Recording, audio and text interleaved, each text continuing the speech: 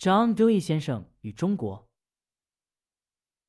Dewey 先生今天离开北京，启程归国了。民国8年5月1日，54的前3天 ，Dewey 先生到达上海，在中国总共住了2年2个月。中国各地，他到过并且讲演过的有奉天、直隶、山西、山东、江苏、江西、湖北、湖南、浙江、福建、广东等11个省。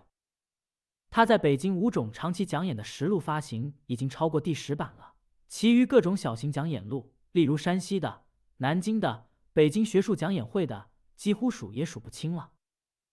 我们可以说，自从中国与西方文化接触以来，没有一个外国学者在中国思想界的影响有 Dewey 先生这样大的。我们还可以说，在将来的几十年中，也未必有别的西方学者在中国的影响可以比 Dewey 先生还要大的。这句预言一听似乎太武断了，但是我们可以举出2个理由。第一， Dewey 先生最注重的是教育的革新，他在中国的讲演要算有关教育的讲演最多。正当这个教育破产的时代，他的学说自然没有实行的机会，但是他的种子的确已经散布不少了。将来各地的试验学校渐渐的兴办起来， Dewey 的教育学说有了试验的机会，那才是 Dewey 哲学开花结果的时候呢。现在的 Dewey 拥有很大的声望，但还只是一个盛名。10年、20年后的 Dewey 变成了无数 Dewey 式的试验学校，直接或间接影响全中国的教育，那种影响不是将会比现在更大上千百倍吗？第二， Dewey 先生不曾给我们一些关于具体问题的具体主张，例如共产主义、无政府主义、自由恋爱之类。他只给了我们一个哲学方法，使我们用这个方法去解决我们自己的具体问题。他的哲学方法叫做实验主义，分开来可做2步说。第一，历史的方法，祖孙的方法。他从来不把一个制度或学说看作是一个孤立的东西，总把它看作一个中断，一头是它所以发生的原因，一头是它自己发生的效果。上头有他的祖父，下面有他的子孙，捉住了这2头，他再也逃不出去了。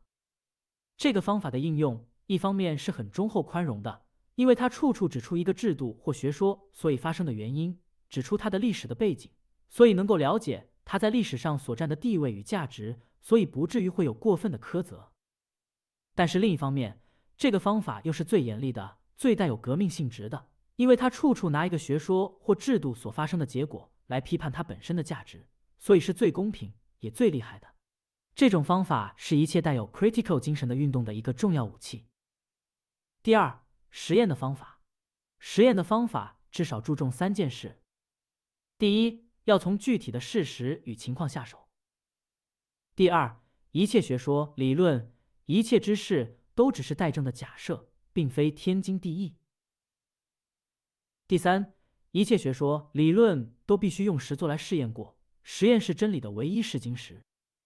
第一件，注意具体的事实，这使我们免去许多无谓的假设性质的问题，省去许多没有价值的争论。